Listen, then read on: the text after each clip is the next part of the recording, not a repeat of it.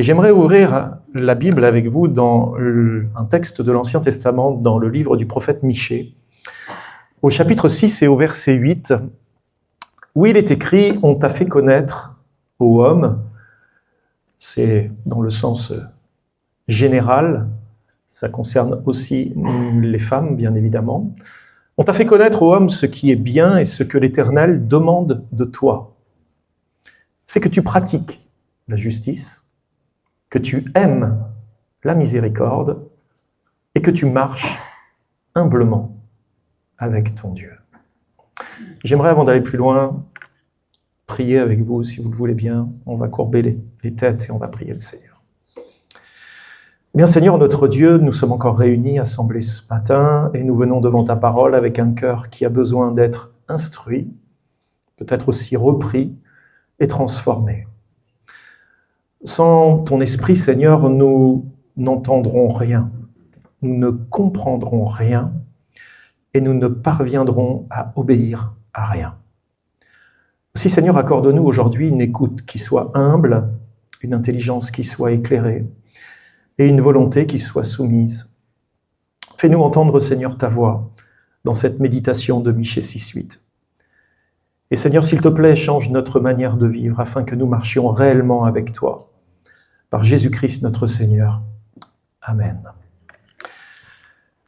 Le premier point que j'aimerais voir avec vous, c'est en introduction, quand la religion remplace l'obéissance. Et on va d'abord parler du contexte de Michée, au chapitre 6. Nous sommes dans le contexte du royaume de Juda. Vous savez qu'Israël avait été séparé en deux royaumes. Il y avait le royaume d'Israël et il y avait le royaume de Juda. Et là, nous sommes dans le contexte du royaume de Juda. On est au 8e siècle avant Jésus-Christ. On est dans une période de forte tension sociale et religieuse. On pourrait dire que ça ressemble un petit peu à ce que nous vivons actuellement. Le prophète Michée prêche sous les règnes de plusieurs rois, Jotham, d'Achias et d'Ézéchias, à peu près en même temps qu'Ésaïe. Ça vous situe à peu près le moment où Michée va intervenir, poussé par le Seigneur. La société est marquée par de grandes inégalités. Les riches exploitent les pauvres. Ma foi, c'est pas nouveau. Une corruption généralisée, une religion qui est devenue formelle, et où les sacrifices sont nombreux, mais la justice et la fidélité à Dieu sont négligées. Et dans Michée 6, le texte prend la forme d'un procès symbolique. Dieu rappelle à Israël sa fidélité passée, la libération d'Égypte, la protection du peuple, et reproche au peuple son infidélité. Dans le chapitre 6 au verset 8, le verset qui nous intéresse particulièrement ce matin, résume alors l'essentiel du message prophétique. Dieu ne cherche pas d'abord des rites religieux, mais une vie marquée par la justice, par la fidélité et l'humilité devant lui. Michée 6.8 est donc une réponse prophétique à une foi vidée de son sens moral, rappelant ce que Dieu attend réellement de son peuple. Et en réalité, le prophète Michée parle à un peuple profondément religieux, mais totalement détaché de Dieu. N'est-ce pas paradoxal ? Un peuple qui est profondément religieux, mais qui est totalement détaché de Dieu. Oui, ça peut sembler paradoxal, mais cet état est bien plus répandu qu'on ne le pense. On peut satisfaire à des rites religieux. On peut venir à l'église, on peut lire sa Bible et on peut même prier, tout en étant totalement détaché de Dieu. Ça, l'être humain est capable de le faire. Et que valent chacune de ces choses si nous les accomplissons en étant détachés de Dieu ? Ça ne vaut rien. On perd son temps, on perd son énergie. Peut-être qu'on va satisfaire un petit coin reculé de notre conscience en espérant que, malgré tout, ce Dieu avec lequel on n'a pas trop de contact, ou pas du tout même, puisse se dire, cet homme ou cette femme a quand même fait certaines choses, il mérite donc de recevoir ma grâce et de connaître l'éternité bienheureuse. Le problème, c'est que ça ne fonctionne pas comme ça. Toute notre vie chrétienne doit se mener en contact avec Dieu, en relation avec Dieu, en communion avec lui. À son époque, Israël continuait d'offrir des sacrifices, d'assister au temple, de pratiquer des rites. Mais son cœur demeurait éloigné de l'Éternel. D'ailleurs, dans Michée, chapitre 6, toujours dans le chapitre qui nous intéresse, versets 6 et 7, donc juste avant le verset qu'on a lu en introduction, le peuple demande, et regardez les questions. « Avec quoi me présenterai-je devant l'Éternel pour m'humilier devant le Dieu très haut ? Me présenterai-je avec des holocaustes, avec des veaux d'un an ? L'Éternel agréera-t-il des milliers de béliers, des myriades de torrents d'huile ? Donnerai-je pour mes transgressions mon premier-né, donc son enfant, pour le péché de mon âme, le fruit de mes entrailles ? Autrement dit, que faut-il te donner, ô Dieu, pour que tu nous laisses tranquilles ? Voilà ce que disaient en clair les contemporains de Michée. Qu'est-ce qu'on peut te donner, Seigneur, pour que tu nous laisses tranquilles ? Ils s'imaginaient que Dieu leur réclamait des sacrifices extravagants, au point même de dire, est-ce qu'on doit donner notre premier-né, notre premier enfant ? Comme d'ailleurs les païens le faisaient en sacrifice du dieu Moloch. Ils offraient leurs enfants en sacrifice. Est-ce que nous, Seigneur, pour que tu nous laisses tranquilles et puis qu'on soit bénis quelque part, qu'est-ce qu'on doit faire ? C'est curieux de voir que parfois les êtres humains préfèrent se séparer de leur richesse que de leur péché.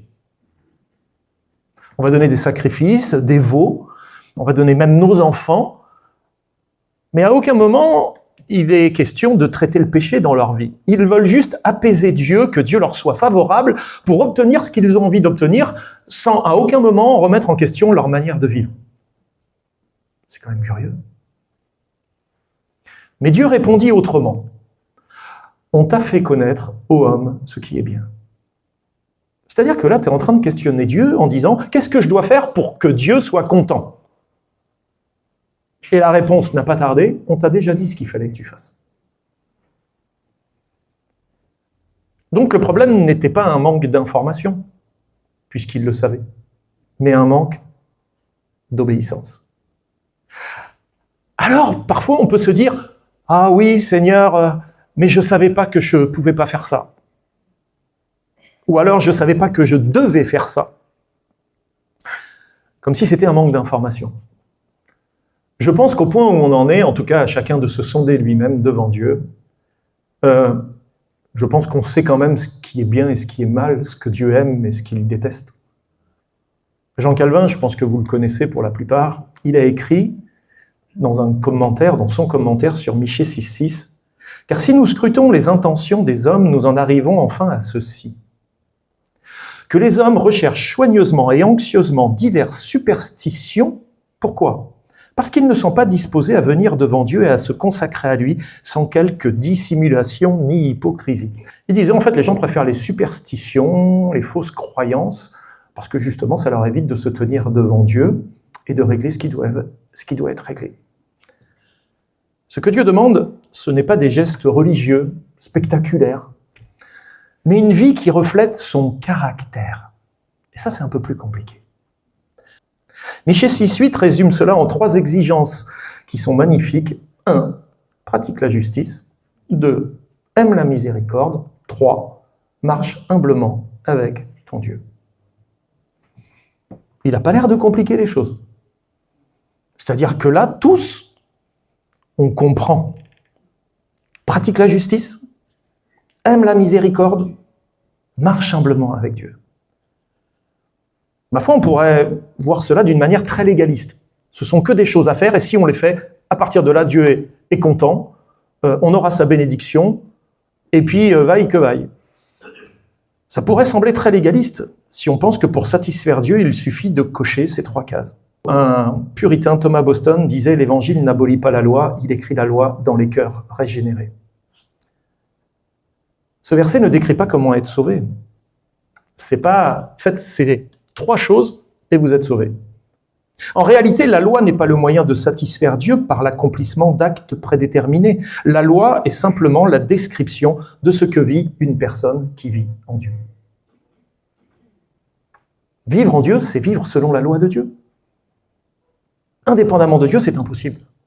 Mais avec Dieu, cela devient enfin atteignable, de satisfaire à la volonté de Dieu. Premièrement, on pratique la justice. Un mot compliqué, exégèse, mais vous allez voir, ça reste très simple, du terme mitzpat, la justice. Le mot hébreu mishpat signifie beaucoup plus que justice au sens moderne du terme. Il englobe plusieurs choses. Rendre un jugement droit, agir selon la vérité, donc ça dépasse un peu notre notion de justice, respecter l'équité, défendre la cause des opprimés, établir l'ordre moral conforme au caractère de Dieu. Et donc, quand Dieu dit qu'il souhaite que nous puissions pratiquer la justice, le terme employé, c'est mishpat. Et mishpat, c'est un mot qui est actif. Ce n'est pas un principe abstrait, mais une justice à pratiquer. Une justice que nous devons incarner, la vivre réellement. Ce n'est pas qu'une notion, c'est quelque chose qui doit imprégner les fibres de notre être, qui doit se décrire, ou plutôt se prouver dans toutes les actions que nous menons. Dans l'Ancien Testament, mishpat est souvent lié à 3 catégories de personnes. La veuve, l'orphelin et l'étranger. Pratique la justice envers la veuve, envers l'orphelin et envers l'étranger. Autrement dit, il est souvent en lien avec les personnes les plus vulnérables, en difficulté.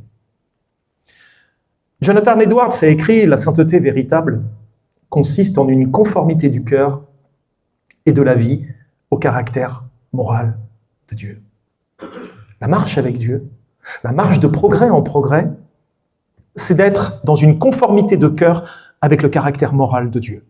Ce que Dieu veut profondément. L'éthique de Dieu. Voilà ce qui doit imprégner mon cœur en tant que croyant. Et pratiquer la justice, c'est refléter le caractère de Dieu. Dieu est un Dieu infiniment juste. La justice est un fruit de la grâce, non un effort humain. On ne peut pas atteindre la justice par nos efforts. Certains essaient, mais plus ils essayent de pratiquer la justice avec leurs efforts, plus ils se rendent compte que leur justice est en fait un vêtement souillé et ils ne font que de corrompre les choses plutôt que de les arranger. Une bonne théologie de la parole nous rappelle que l'homme naturel ne peut pas pratiquer la justice que Dieu demande. Certes, il peut imiter la morale extérieure, donner l'impression de... Mais son cœur reste irrémédiablement tourné vers lui-même. John Owen écrivait « Sans la grâce qui vivifie, toute justice n'est qu'un masque. » Quel constat, n'est-ce pas? Sans la grâce qui vivifie, toute justice n'est qu'un masque de l'hypocrisie. Nous ne pratiquons pas la justice pour être sauvés, nous les chrétiens. Mais nous pratiquons la justice parce que nous sommes sauvés. C'est complètement différent. Parce que Christ vit en nous, alors pratiquer la justice devient quelque chose de possible, de souhaitable. Et c'est la preuve de notre salut. Et cette vérité, Jean Calvin l'affirme fortement. Les œuvres de justice sont les fruits de la foi, non la cause de notre acceptation. Il remet les choses à leur place. Les fruits ou les œuvres de justice sont les fruits de la foi, non la cause de notre acceptation. Sans la régénération, le mishpat est impossible. Avec la régénération, il devient naturel, dans le sens, c'est pas quelque chose qu'on va s'efforcer de faire. C'est parce que c'est Dieu qui le produit en nous. On peut passer à des applications pratiques parce que c'est toujours intéressant d'essayer de rejoindre le terrain pratique de nos vies. Ou pratiquer la justice, à votre avis? Si on doit pratiquer la justice, on doit la pratiquer où? Déjà, peut-être dans le cercle le plus intime qui soit, dans la famille, non? Est-ce que vous pensez que parfois la famille peut être un terrain où se pratique l'injustice? Ah oui. Parfois dans les familles, des injustices, il y en a eu. Et comme c'est le cercle le plus intime, c'est souvent dans le cercle de la famille, quand il y a des injustices, c'est là où ça blesse le plus. C'est là où on est meurtri le plus. Parce qu'aucun de nous ne s'attend à vivre des injustices au sein de la famille. C'est le cercle le plus restreint, celui dont on pense qu'il nous protège.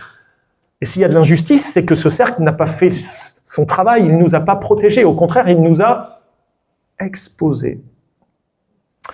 Pratiquer la justice, c'est être quoi? Honnête dans ses paroles. Est-ce qu'on doit être honnête dans nos paroles au sein de nos familles? Oui. Fidèle à ses engagements. Est-ce qu'on l'a toujours été? Vous savez, on peut se dire, oui, dans les grands engagements, mais dans les petits, peut-être pas. On doit être fidèle à ses engagements, juste dans la discipline. On n'est pas toujours juste aussi dans la manière dont on discipline. Intègre dans la gestion familiale, ça aussi, ça fait partie de la justice. Vrai et transparent. C'est refuser les demi-vérités, les promesses non tenues, les manipulations parfois ô combien subtiles. Est-ce qu'on doit être honnête aussi dans notre travail?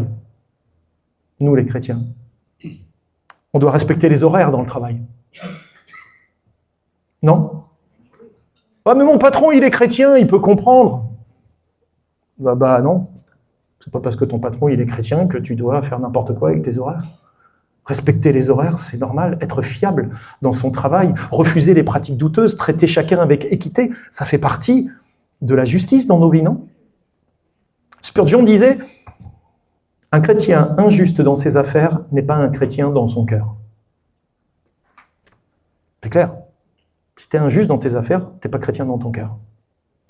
Est-ce qu'on doit être aussi juste et pratiquer la justice dans le sein de l'Église? Ça vous semble logique aussi dans l'Église? Ah oui. On doit refuser le favoritisme, juger équitablement, écouter les deux parties dans un conflit, ne pas couvrir le péché et protéger les plus faibles. Ça aussi, c'est la justice, très résumée dans le cadre de l'Église. Une Église juste reflète bien évidemment un Dieu juste. Et dans la société, on doit défendre l'opprimé, comme je vous l'ai dit tout à l'heure, soutenir la justice publique, voter en conscience, c'est un droit qui nous est donné, et ne pas rester indifférent lorsque l'injustice se manifeste.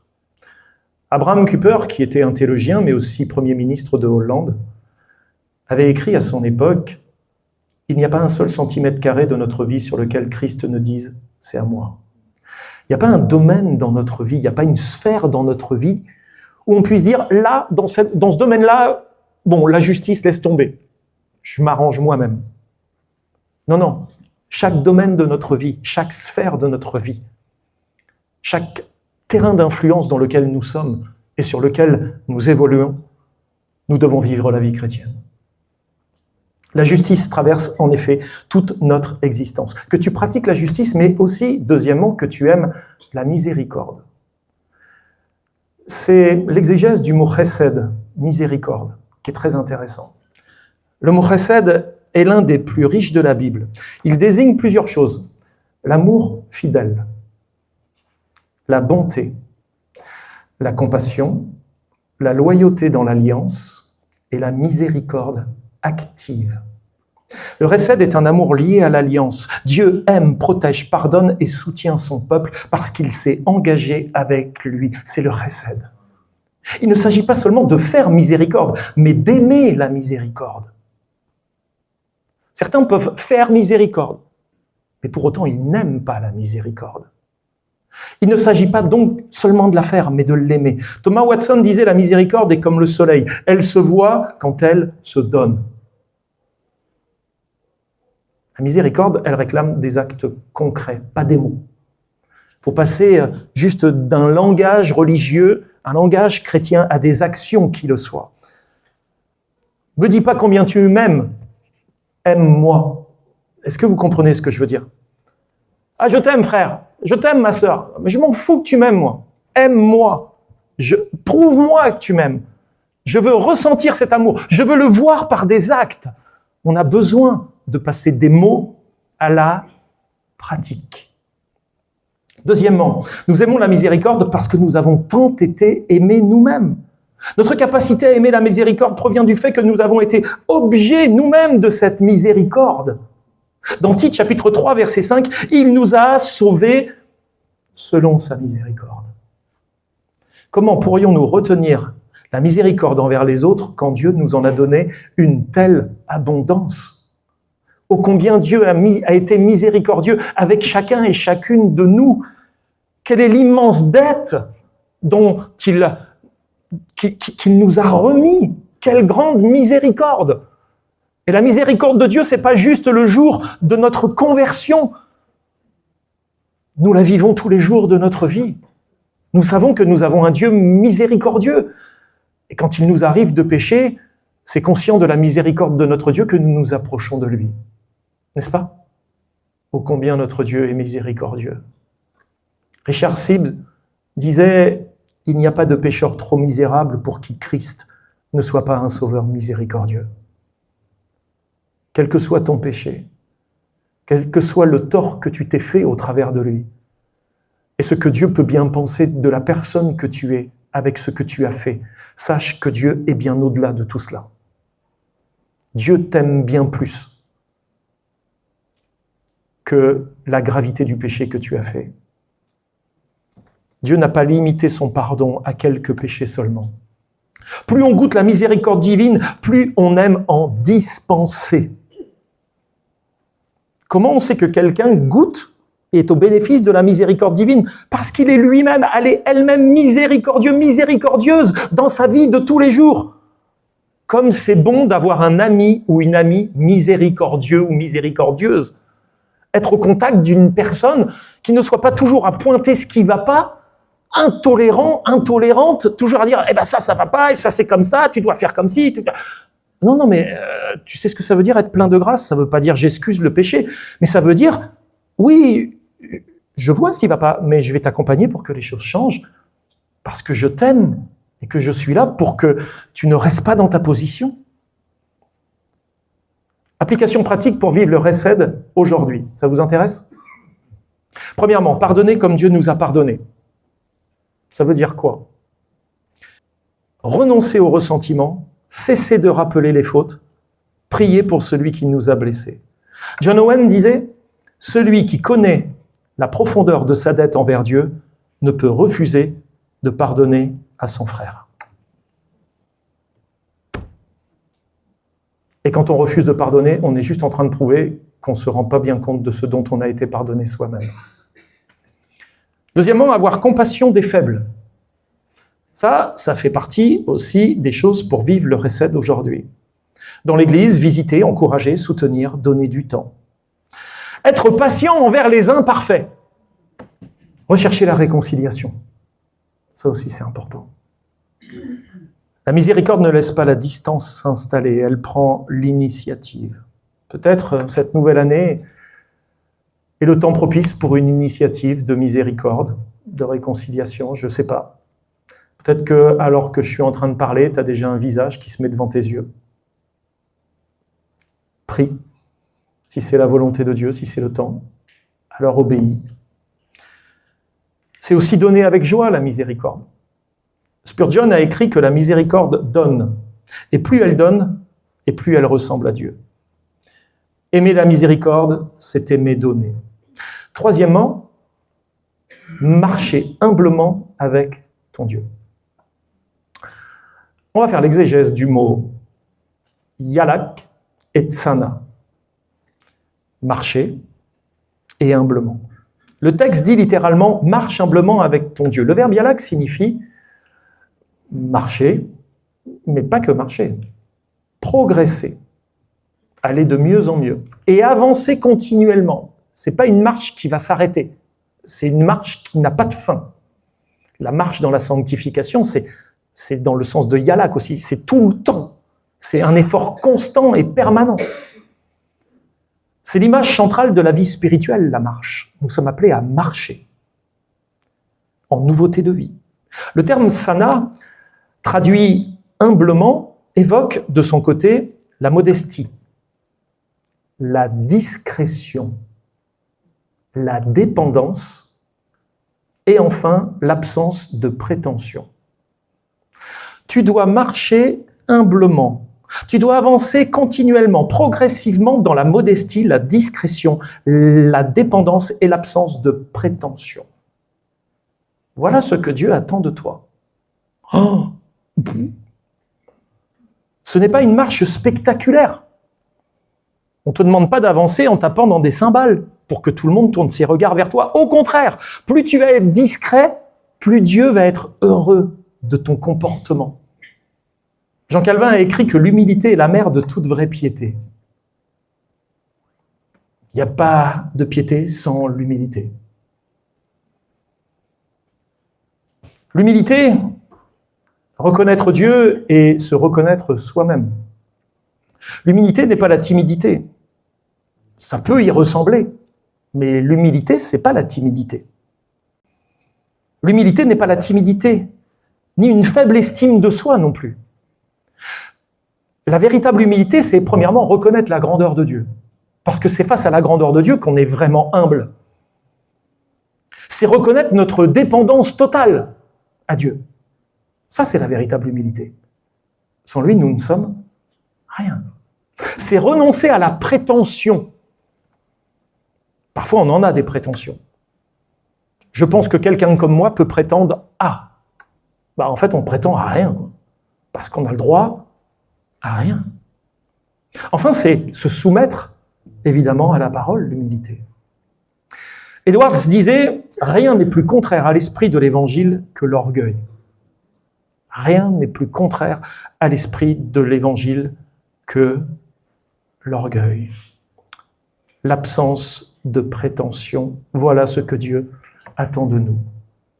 Sommes-nous encore des hommes et des femmes qui ont des prétentions, des attentes, dans le but de relever l'image que nous avons de nous-mêmes vis-à-vis des autres?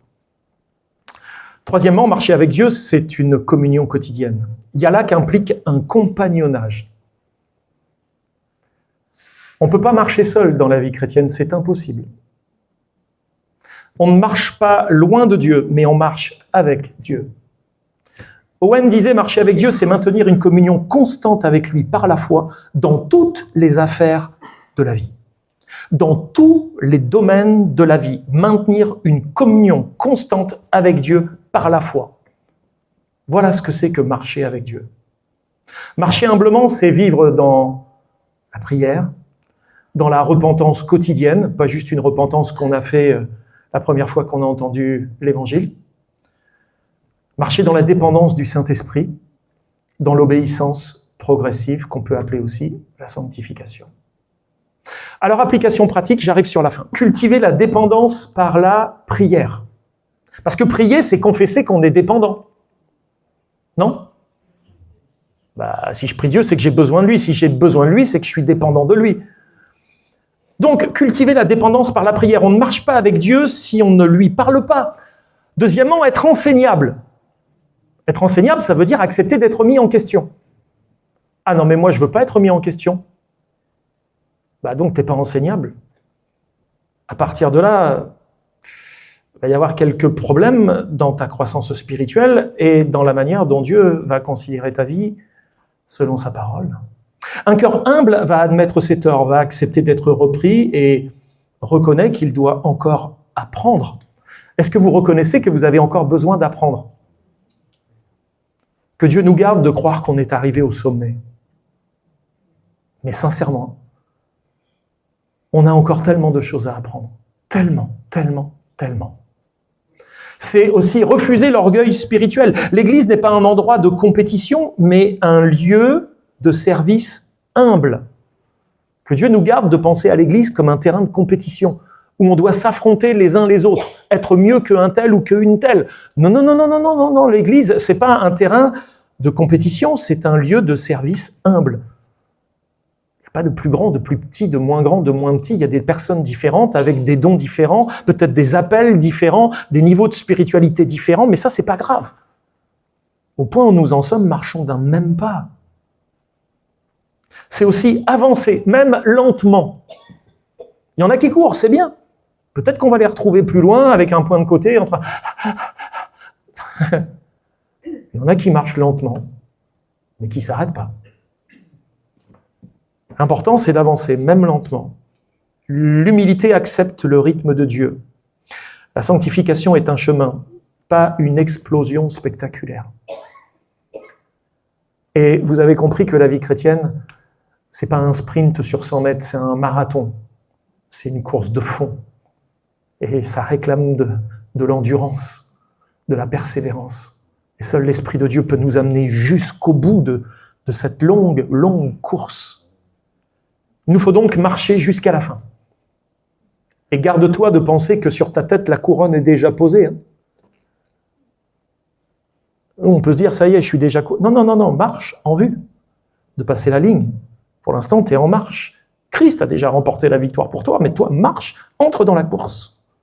Vise le but. Et le but, c'est Christ. Marche jusqu'à la fin. Thomas Boston disait, le chrétien marche avec Dieu jusqu'à ce qu'il marche en Dieu pour l'éternité. Marcher avec Dieu pour pouvoir marcher en Dieu dans l'éternité. C'est tellement beau de comprendre cette différence. Oui, je dois marcher avec Dieu dans ce compagnonnage tous les jours de ma vie, dans tous les domaines de ma vie, m'efforcer de marcher avec Dieu, tout le temps en communion avec lui, tout le temps mes pensées centrées sur lui. Et un jour, je marcherai en Dieu dans l'éternité. Alors pour conclure, j'aimerais que ce soit peut-être un appel ce matin, peut-être à 1 ou 2 personnes, j'en sais rien. C'est reviens à ton Dieu si tu t'en es un peu éloigné. Michée 6.8 n'est pas une morale pour être sauvé, c'est la description de la vie nouvelle donnée par grâce. Et pourquoi je te dis reviens à ton Dieu? Tu vas me dire, mais je suis à l'église, mais je lis ma Bible, je donne même mon offrande. Pourquoi je devrais revenir à Dieu? Rappelle-toi ce que j'ai dit tout à l'heure, c'est pas tant ta pratique qui compte. Es-tu vraiment en communion avec Dieu ces derniers temps? Est-ce que quelque chose aurait pris la place? Est-ce qu'une inquiétude s'est mise entre toi et Dieu? Est-ce qu'un désagrément? Est-ce qu'une angoisse? Je ne sais pas. Il y a tellement de choses qui peuvent se mettre entre nous et lui. Sache que tu ne peux pas pratiquer la justice par toi-même. Il faut que tu viennes à Christ. Tu ne peux pas aimer la miséricorde naturellement. Tu dois contempler la croix. Tu ne peux pas marcher dans l'humilité seul. Tu dois demander l'aide du Saint-Esprit. C'est pour ça qu'il nous faut revenir à Dieu sans cesse. Parce que rien de ce que Dieu attend de nous, on ne peut parvenir à le faire sans lui. Rien. Alors reviens à ton Dieu. Reviens à une vie façonnée par sa justice. Une vie façonnée par sa miséricorde et son humilité. En fait, c'est revenir à quoi? À votre premier amour. Reviens à ton premier amour. Dieu réclame pas moins que cela. Donc, ce n'est pas quelque chose que tu n'as jamais vécu. Dieu ne demande pas quelque chose que tu n'as jamais vécu. Il te dit tel, l'amour était intense dans ta vie, ton premier amour, tel je veux que cet amour soit dans ton cœur tous les jours de ta vie. On terminera avec une citation de Spurgeon avant la prière finale et la bénédiction finale. Spurgeon disait « Revenez au pied de la croix, c'est là que tout commence et recommence. » C'est au pied de la croix que notre vie chrétienne a commencé. On a tous démarré de là. On a réalisé l'importance de la croix pour nous, l'importance du sacrifice de Christ pour le pardon de nos péchés. Tout a démarré pour nous à cet endroit-là. Mais c'est là que nous devons de nouveau nous rendre quand on se rend compte qu'on s'est un peu éloigné en chemin. Retournons à la croix. Revenons à la croix. Contemplons de nouveau l'immense manifestation de l'amour de Dieu au profit de nos vies. J'aimerais prier avec vous avant de partager la bénédiction finale. Eh bien, Seigneur, notre Dieu, ce matin, tu nous as montré ce qui est bien. Pratiquer la justice, aimer la miséricorde et marcher humblement avec toi.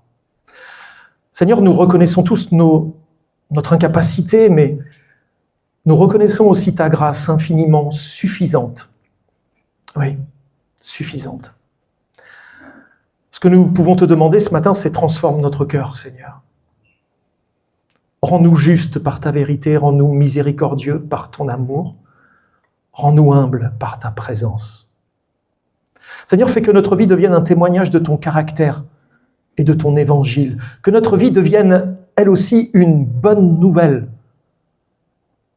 Que lorsque nous nous approchons vers quelqu'un, ils ne se disent pas « Oh là là, voilà une mauvaise nouvelle qui arrive », mais qu'ils se disent « Ah, je me réjouis que cette personne s'avance vers moi, je sais que je vais avoir des bonnes nouvelles. » Que ma vie reflète ton caractère et ton évangile par Jésus-Christ notre Seigneur. Amen. Alors un verset en bénédiction finale, Hébreux chapitre 13, versets 20 et 21. Que le Dieu de paix, qui a ramené d'entre les morts le grand pasteur des brebis, par le sang d'une alliance éternelle, ce grand pasteur, nous le connaissons, notre Seigneur Jésus, vous rende capable de toute bonne œuvre pour l'accomplissement de sa volonté. Ce qu'il attend donc de vous, c'est possible grâce au grand pasteur des brebis. Efface en vous, ce qui lui est agréable. Vous n'y arriverez pas sans lui. Vous voulez être agréable à Dieu dans cette nouvelle année? C'est lui qui va le faire en vous, à condition que vous lui permettiez d'agir. Par Jésus-Christ, auquel soit la gloire au siècle des siècles. Amen. Dieu travaille, puissions-nous le laisser faire en chacune de nos vies. Amen.